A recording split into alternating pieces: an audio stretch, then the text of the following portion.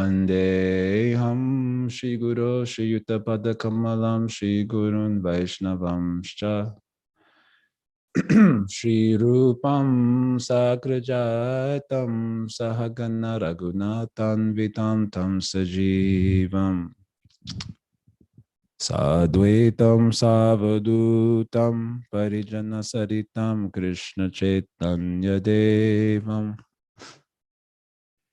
Shri Radha Krishna Padhan Sahagana Lalita Shri Vishakan Vitamscha Om Agyantimirandasya Ganajana Shalakaya Chakshurun Militam Yena Tasmai Shri Guruve Namaha Shri Chaitanya Manobhishtam Stapitam Yena Bhutale Swayam Rupa Kadha Mahyam Dadati Swapadantikam Janmadyasa Yaton Vayaditaratashtarte Shrabhigya Swarat Tene Brahmaridhaya Radhikavaye Muhyanti Yasurayah Tejo Vani Mridham Yatavani Mayo Yatra Trisargo Mrisha Dhamna Svena Sadhana Rastakuakam Satyam Param Dimahi Hariom Tat Sat. So we're at the tail end of this long commentary we've been reading together. Yesterday we heard that a reply to the doubt that the karmis, gyanis, yogis, they follow scriptural edicts, which keeps bhakti as a secondary supportive limb to their karma, gyan, and yoga. So why should they be considered operatis or natural offenders if they're simply following scriptural edicts when they do that? And his basic example was given just because Shastra is also prescribing violence to animals as a concession for those in the lower gunas. It doesn't remove the violence. So similarly, as a concession for those who are qualified by karma and gyan and so on, it doesn't remove the fault of that mentality. It is still there. And so therefore, they're still considered as operatis. But bhaktas aren't. Even when they commit offenses, they don't have to see Yamaraj. And the results of their bhakti, as was asked and actually about to be covered today, is imperishable. So they continue to make progress. They don't have to see the servants of Yamaraj. They have to progress through the 14 stages or 9 stages of bhakti so that their sin and offense is destroyed. And then they attain the supreme goal. So he ended with this particular point that those who are bhaktas, even if they commit aparad, they don't see the servants of Yamaraj. And then he says, moreover, so we're going to continue from there. He has another point he wants to make about these Vaishnavas. So I think you can see my screen here. Moreover, the Lord himself says, quote, O Uddhava, because I have personally established it, this process of Nishkam Bhakti is beyond the gunas. Even by starting and not completing the process, there is no destruction of results. So that's what we ended up discussing yesterday during Q&A. Okay, thus, since even the sprout of bhakti is imperishable, unaffected by sin, and always productive, a person will definitely take birth only in order that bhakti bears leaves and fruit in the future, and not because of temporary sin and piety. Na karma bandhanam janma vaishnavanam chavidyate. The worshippers of Vishnu do not have birth due to karma. Thus, after the destruction of sin and offenses by chanting the name, which is caused by impressions of previous bhakti, persons attain the Lord by the mercy of Bhakti Devi. And he quotes 2 verses as pramanam for this idea. From Narada Muni's teachings to Vyasa, the person who serves Mukunda will never under any condition return to the material world unlike practitioners of other processes. Remembering the embrace of the Lord's lotus feet, eager for the taste he has experienced, he will not desire to give up those feet again. So yeah, the devotees aren't taking birth due to, the effects of sin and piety, but they're taking birth so that their bhakti sprout can grow and bear the flowers and fruits of bhakti. That's what he wants to say here. Another verse, in the above verse, anyavat means like those practicing karma. The devotee will not attain the world of piety and sin, but will accept the world of happiness and distress given by the Lord. In other words, a devotee doesn't take birth like those who take birth through the karma, which means they're also taking birth in the material world, but they don't take birth like those who take birth through the karma. They're taking birth as the arrangement of the Supreme Lord so that their bhakti may be augmented. Another verse, very nice verse from the Shruti Stuti at the end of the 10th canto. Love this verse. When a person realizes you, he no longer cares about his good and bad fortune arising from past pious and sinful acts, since it is you alone who control this good and bad fortune. Such a realized devotee also disregards what ordinary living beings say about him.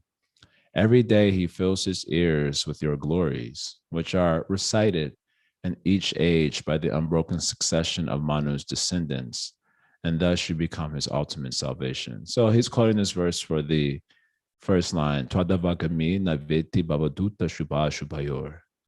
So the idea here is that the devotee is not taking birth through the sin and piety. Is saying here, because it is the Lord who is giving this. That's the point he wants to make. Whatever is being experienced in the life of devotee is under the jurisdiction of God.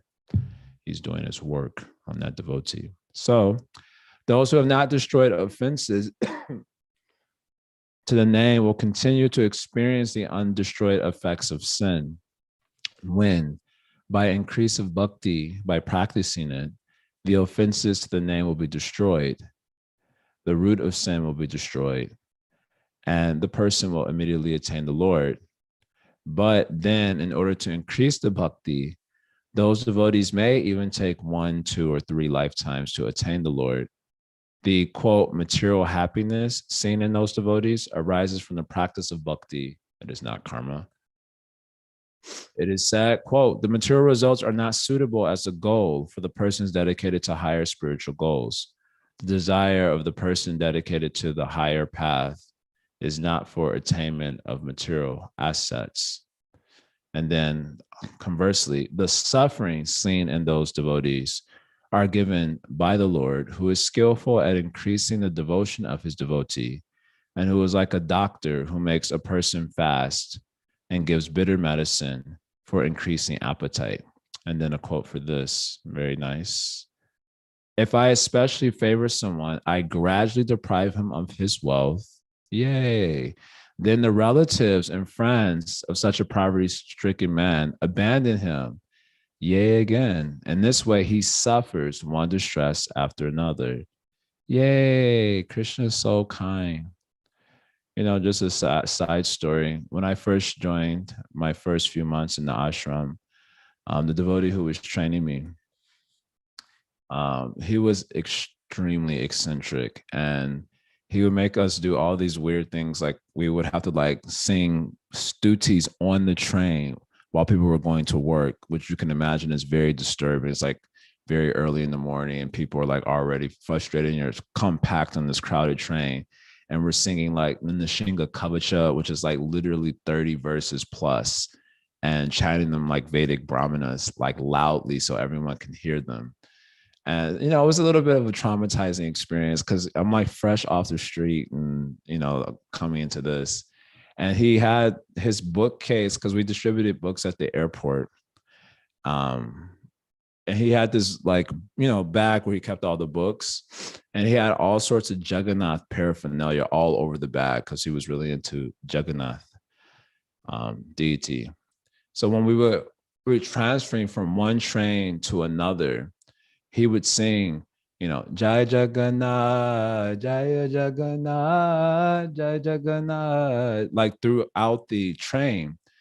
And that was kind of, part of the trauma. It was like, come on, dude, like it's early in the morning. Like, why do we have to do this? Anyway, so we were transferring from in Chicago called the red line to the blue line. There's this long hallway that connects it. We're singing that we come up. And as we come up to the blue line, there's this Christian there proselytizing, like screaming to the top of his lungs.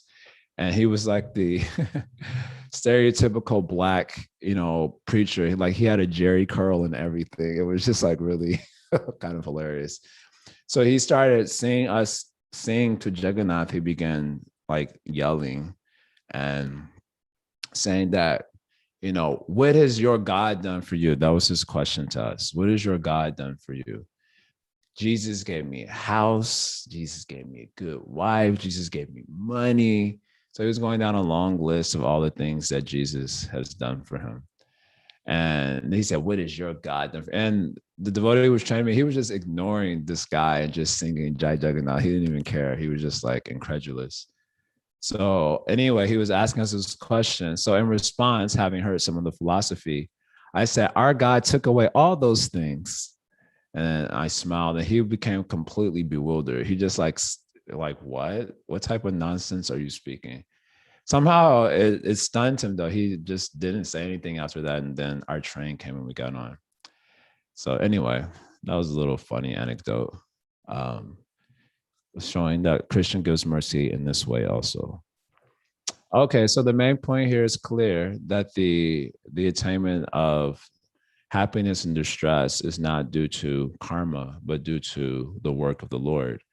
Even when the devotee gets material opulences,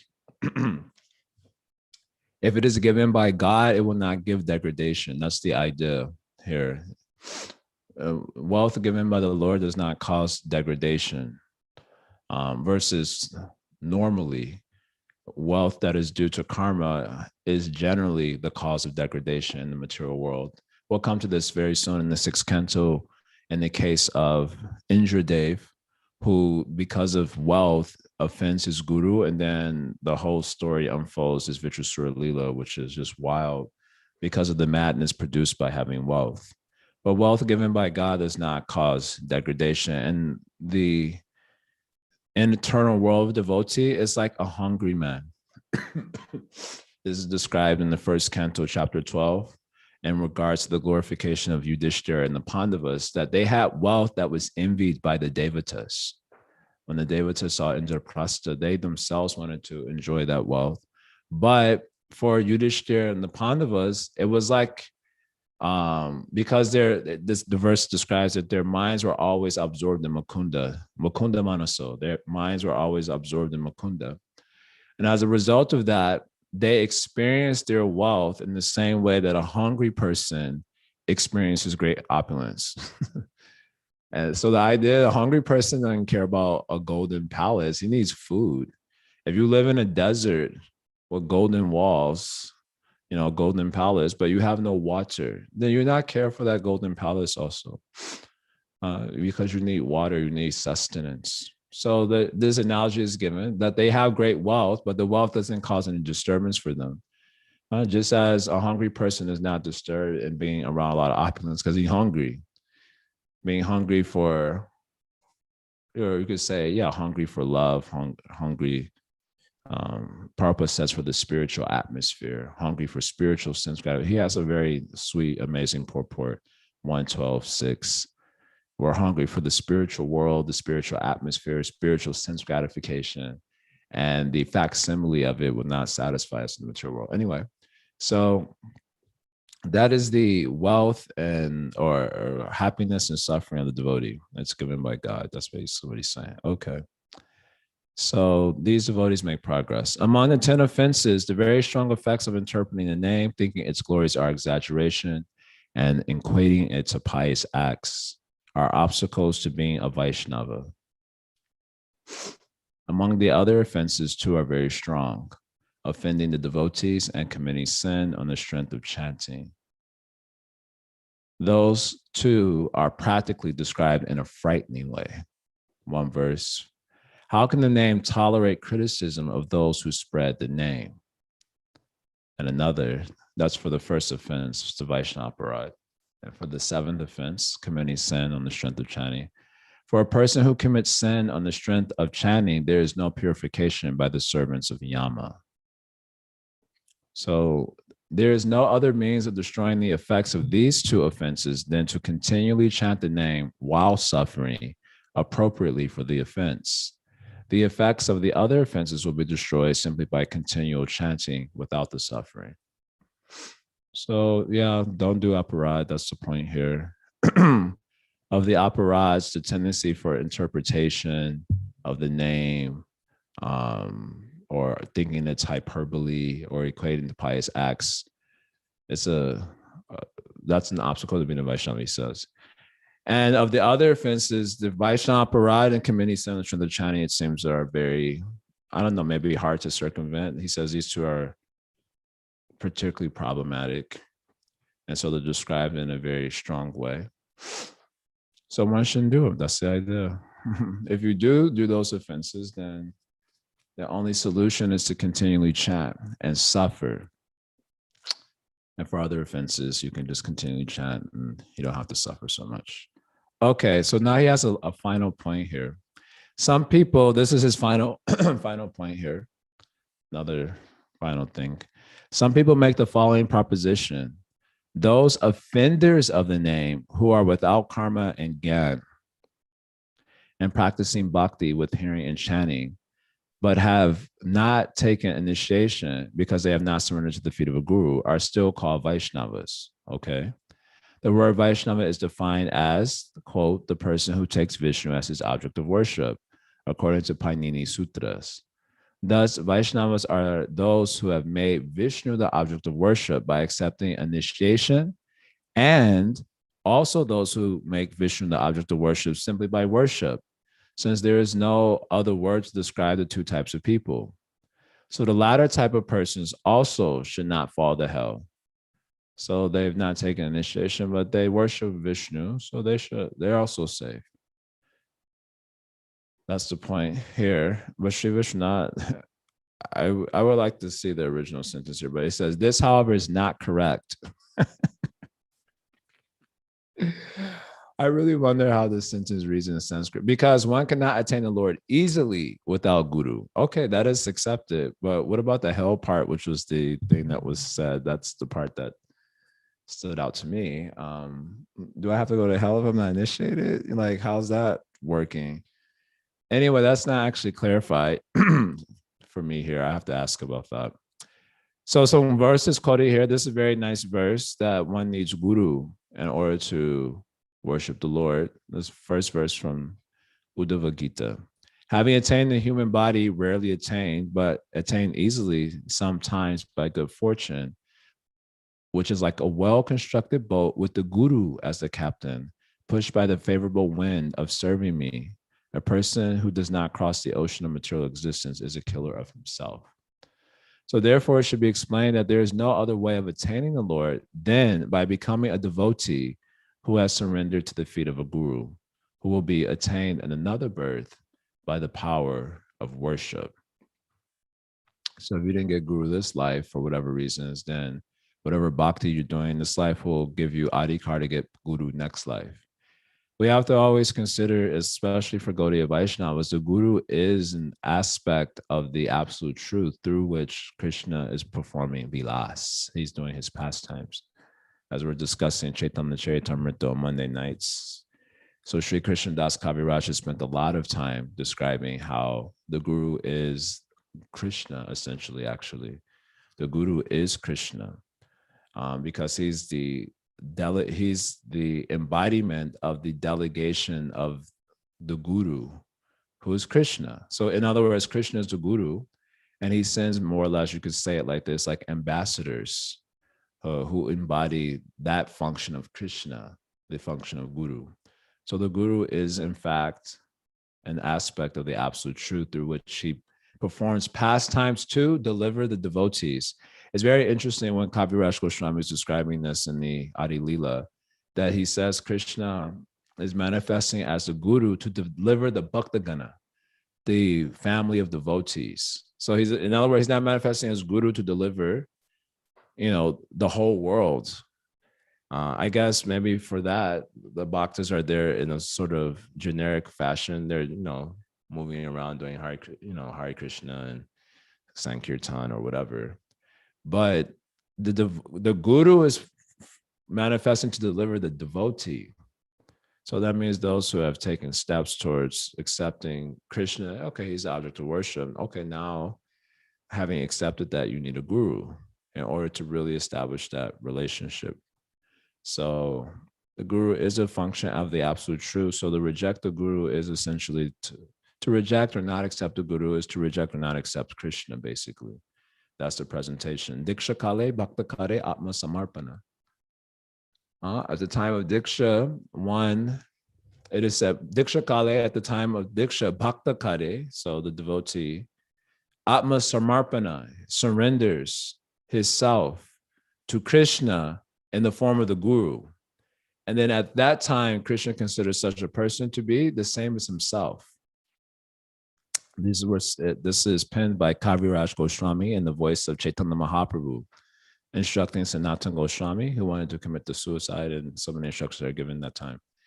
So he says this at the time of initiation, then the bhakta, so that means someone who has accepted Vishnu as object of worship, he surrenders to Krishna in the form of the guru, Atma Samarpana. That is the meaning there. He's surrendering to Krishna in the form of his guru. And at that time, Krishna considers such a person to be equal to himself. And therefore, he starts to do work in his life. Basically, that's the idea there. So, if you say, I don't need guru, I'm worshiping, I'm doing bhakti. Okay, then whatever bhakti you're doing now, giving you more adhikar to get guru next life. That's what it's saying here. But if you think you can get out of that and also develop relationship with Krishna, that is not accepted.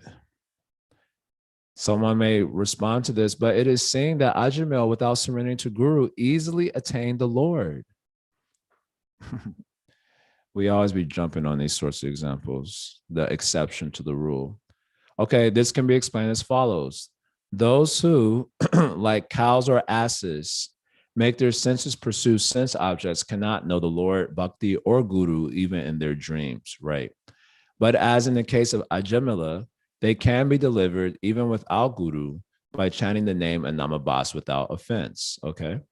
Though it has been definitely ascertained that the Lord should be worshipped, the worship is the means of attaining him, that the Guru is the person who teaches about worship, and that those who were devotees attain the Lord. It is also said, so all this is true, but it is also said, quote, chanting the holy name does not depend on initiation, pious activities, or the Purashcharya regulative principles generally observed before initiation. The holy name does not wait for any of these activities. It is self-sufficient, Padyavali. So as well, we have the example of Ajamil. So all this is true. But one who thinks, what is the benefit of taking the trouble to accept Guru? I will attain the Lord just by chanting the name. He will not attain the Lord because of the offense of offending the Guru, the third offense. So apparently such a mentality is also considered as Guru Avagya, which is the third offense of the holy name. To think that why do I need Guru? I'll just chant, I'll just worship God. So such a mentality is non-parad. However, in this life or another life, if he surrenders to the feet of a guru after destroying his offense, he will then attain the Lord. So there's that. Some say that persons who worship Devatas should be treated like the karmis with sin and offense. Others say that Bhakti Devi places them in an even lower category because they do not have general surrender. Thus it is said, quote, those who are devoted to other gods and with faith worship them, they also worship me, but by the wrong method, O son of Kunti. But for those who are simply offenders, there is no deliverance at all. It is said, I cast those hateful, cruel, and lowest of humans constantly doing evil into repeated birth and death in the wombs of demons. This is a separate point. I actually don't remember Yeah, I guess it's just giving the opinion of some others. Some say that persons who worship devatas should be treated like the karmis with sin and offense. I guess it's just giving different ideas here. Others say that Bhaktidevi places them in an even lower category because they do not have general surrender. Okay.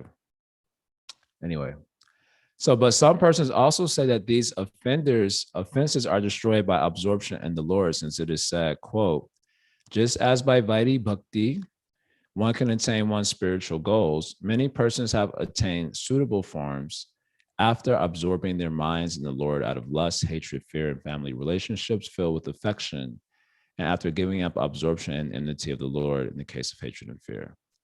So, right.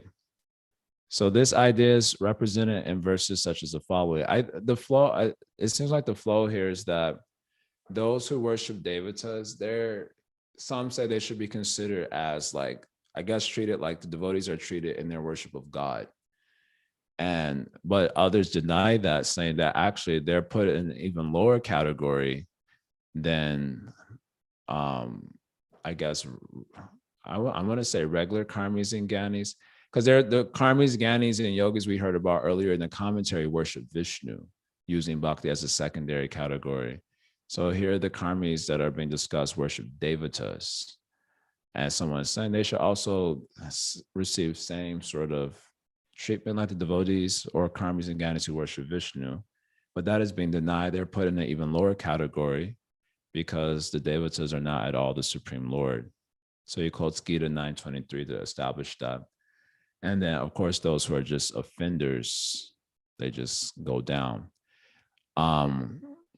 But if these worshipers of devatas, they worship the Supreme Lord somehow or other with any mentality, then gradually they can give up their offenses and make progress. So this verse from 7:130 is quoted, a very nice verse. Okay. So this idea is represented in verses such as the following, quote, even if in the beginning one chants the Hare Krishna mantra with offenses, one will become free from such offenses by chanting again and again. So others say that absorption means repeated meditation. Absorption here means from this particular verse here, kama dvesha bhaya sneha yata bhakti shvare mana. Avesha tadagam hitwa bhavasta gatim gata. So somehow one can absorb his mind in God by lust, by envy, by fear, by affection, by vaidhi bhakti. Somehow or other they can do that. Mana avesha. So mana avesha means the mind like entering into the object Krishna in meditation. Then they could also attain perfection. So he's commenting on what is this mana avesha. So some say it means repeated meditation. Others say that there is no absolute rule when Krishna appears in the world. Thus, some persons, without being absorbed in the Lord, but simply by being killed by the Lord, such as Narakasura, Banasura, and the troops of the Kauravas, and others, simply by the influence of seeing the Lord, attain the Lord. This was previously mentioned in the Bhagavatam. Okay, that's in the commentary. Honestly, I kind of forgot about this last part of the commentary. I thought the guru thing was the final part. So anyway, interesting commentary. Nam Tattva. Let's see if there are any comments or questions. Anyone? Okay. So nothing in the comment box. Does anyone want to say anything before we go about any part of the commentary or otherwise? No. Okay. Hare Krishna, Prabhu. Haribo. Thank you so much for going through this commentary. This is definitely one of my all-time favorites. Yeah, I just wanted to talk about the part that was distinguishing who can't be, like, blocks, the three offenses that are blocks to being a Vaishnava. Yes. And to go back to like our previous discussion on ignorant materialists who come to kirtan and stuff. So is there like interpretation of the holy name not like blocking them from being, I can't remember what kind of Vaishnava you were calling them. You're calling them like some sort of mixed Vaishnava. It was like your speculation or whatever. Do you get what I'm saying? I'm not sure, because the person you're giving as example, you say is ignorant. So it's like someone off the street. Yeah, it's like someone off the street who comes to kirtan, but No, they're not doing any interpretation of the name. they're They're, not. they don't know what's going on. They think they do. No, that is okay, but Especially like people who are into yoga and stuff. I was just listening to an older recording, and you went on this rant about yogis okay. who think they So know. these are different tiers of people. So you have people who are totally ignorant. They're just coming inside. They don't really know what's going on. So they're definitely interpreting their experience of what's happening, but it's not like an interpretation of the name per se. They don't, it's just like bewildering, or it's exciting, or it's a cultural experience or whatever. Then you have people who become like these yogis or these kirtan people, and so they have some sort of nominal knowledge of Vedic culture in general, or something about bhakti, something about yoga. So then they give interpretations to the name. So they're closer to offenders, actually, because it's like the Mayavadis. They have a very specific conception of God that is impersonal. God is Maya. So his bhakti is ultimately Maya. The jiva is also Maya. So that in your call is operati at that time. So they're not the people who come straight off the street. They're just ignorant. They're not thinking this is matter or spirit. They're just like processing their experience. But then once you come to have a conceptual orientation towards God that says he's Maya, and you interpret the name with that in your head, then that's aparad. So these are like different tiers of people. Okay, what if they're not calling God Maya? They just have their own, personally fabricated conception of God. It's Like, their personally fabricated conception of God is going to be Mayavad, no doubt about it. It's practically unavoidable. Okay. If you don't know it as spirit, then what other interpretation can you give than a material one? Usually, I've only been to a couple of these sorts of things, like once in the very beginning of my Christian content, before I even moved into the temple. I went to one big name in the Kirtan community. His name was Dave Stringer, very popular. And they have like so much instrumentations. Like I went to their Kirtan. It was like kind of amazing. Like it was like very musical, and I was fresh into Krishna consciousness. And I remember him specifically doing the Kirtan mantra, Devaki Nandana Gopala. So he specifically dismiss the personal understanding of that. Devaki Nandana, the son of Devaki Gopal, he specifically dismissed that and explained it. Deva means light, and he gave some other explanation. Nandana means bliss, and because all these words they have their like various dhatus, and you can explain them in different ways. So he gave some explanation. Deva is light, Nandana is bliss, Gopal is the other thing, and that way it was like, and then a conclusion was your God, and to connect to your inner this, that, and the other. Or they give some sort of like psychotherapeutic explanation of the name and so on. So they take it as something material. So that is Mayavad, basically. That's why Prabhupada was always calling these sorts of people out. Okay, that helps a lot.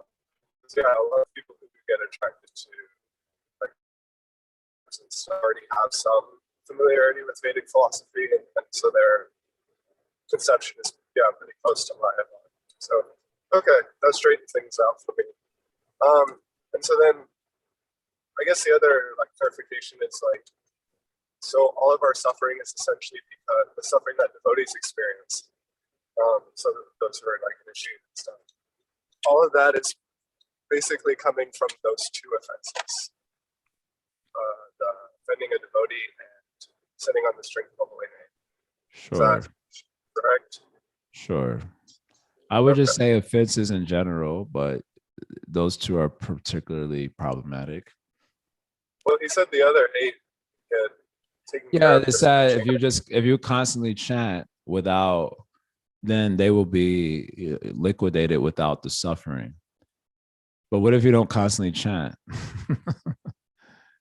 Then that they also produce suffering. Okay.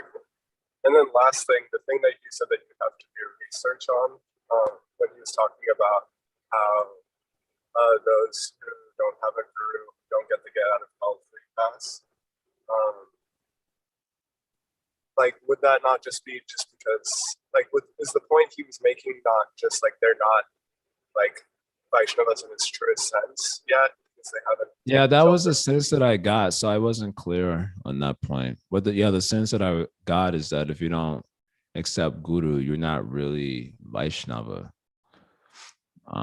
Yeah, you're probably what we will call as Vaishnav Praya or Vaishnava Abhas.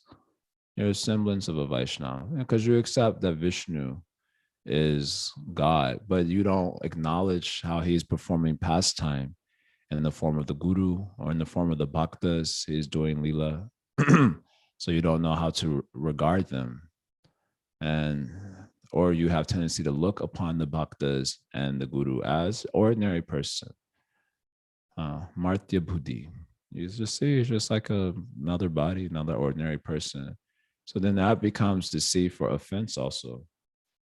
So I the sense that I was getting, but I'm not 100% sure, is that they're Vaishnava Abhas because they accept Vishnu. But how can you really accept Vishnu without accepting Bhakta and Guru?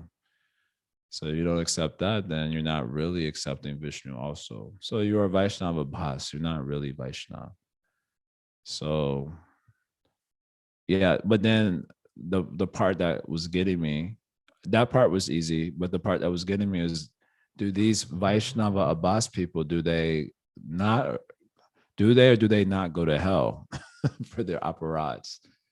Because we heard earlier, for those who are Vaishnavas taking Vaishnav Diksha that was specifically brought into the formula, then even when they do aparat, they don't go to hell. So I was curious about that because that was the specific thing that got brought up, but it wasn't clear to me how it was answered. Do the Vaishnava Bas person, do they or do they not go to hell? So the case of Ajmal is here. He was in this sense Vaishnava Bas also, and chanting Namabas, right? He was protected from going to hell. So the sense is that, you're also protected from going to hell, but yeah, it wasn't clear if Sri Vishwanath was denying that or not. So I have to ask someone about the original comment there.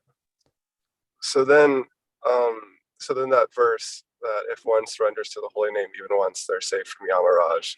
The small print is if they chant offensively or have taken shelter of a guru, then they're safe from Yamaraj. Yeah, let's just say there does seem to be some small print there. Because the whole commentary is bringing up, well, what about the karmis, gyanis, and yogis? And they should be protected. Well, no, they do offense. So the name is not showing the full scope of his generosity to them. So that's a small print. And well, what if they do Namabas? It seems, well, they're protected because Ajamel's the example there. He was protected. What to speak of chanting purely as a Vaishnav, initiated Vaishnav, and so on. So it seems like the Vaishnava Bas person is also protected. But with this last comment that you're referencing, there was a little bit of confusion for me. So it looks like there might be an extra small print. So got to find out about that. Okay. Thank you so much. There's definitely some small print there, though. And Shiva Vishwanath nicely brought that up. Okay. There's always small print. There's always small print. Shastra's full of small print. Yeah. Call it as parokshavad, like the secret meaning, or the inner meaning. So much inner meaning, so you get bewildered. Okay, Athena. Yes, looks like you have something. Hare Krishna, Dandavats. I had a question somewhat related to one of Agapi's questions, but if we can understand that all the suffering and opulences, if you're a devotee, all the suffering and opulences that one experiences is orchestrated by the Lord, how can we understand if one devotee offends another devotee? Because of course, well, one, maybe the devotee receiving the offense, right, maybe takes more shelter in the holy name. It's a Krishna allowed that or wanted that to happen for growth. But the devotee that commits the offense, how could Krishna want that? Because then, say, the devotee falls down, or it just seems counterintuitive that he would orchestrate either, unless do we just interpret it as when it's said that it's orchestrated by Krishna, that he just allows this to happen, and perhaps it's the karma of the either both of them to receive the offense or to commit this offense. What is Krishna orchestrating in your question? I guess the allowing of, if we just say the suffering and the opulences, the suffering, say, the devotee suffering from an offense committed to the devotee. But if the offense is committed by another devotee, right, Krishna is also in that devotee who's committed the offense, his or her life. And so how could he allow, do we interpret it as he just, when your life is like in God's hands, is it that he just allows it to happen? Because no, I still don't understand the question. Does the devotee have or have not? Does the devotee have free will or not? Well, okay, so is it the free will? So if the devotee has will and he makes some mistake, like an operatic, and then the Lord is responding to that, I don't get the confusion there. Well, so let's take it from, I guess it's more so the devotee receiving the offense, that would be assuming some sort of suffering. And so how is that orchestrated by God? Is it just allowing the karma to happen, or it's part of, okay, you'll grow. The devotee who is receiving the offense. So, okay, there's two things here. I guess what my mind went to immediately is, why are we trying to understand this scenario from a third party position? Like, the way I'm hearing the question is like, we're looking at a situation where one devotee is offending another, and then we're trying to understand what Krishna is doing in that scenario, right? Is that correct? How it reads, at least? Yes, just I think your microphone got turned off. Something happened. Can you hear me? Hare Krishna, Hare Krishna. Yes, but it's as if it's very far away. I don't know what to do about that. Okay, there, it's back. So you're looking at it as third party perspective. This guy, devotee A offended devotee B, and then you're trying to understand what's going on. That's not for us to understand. These instructions that we're hearing from Shastras for us to process our own experience.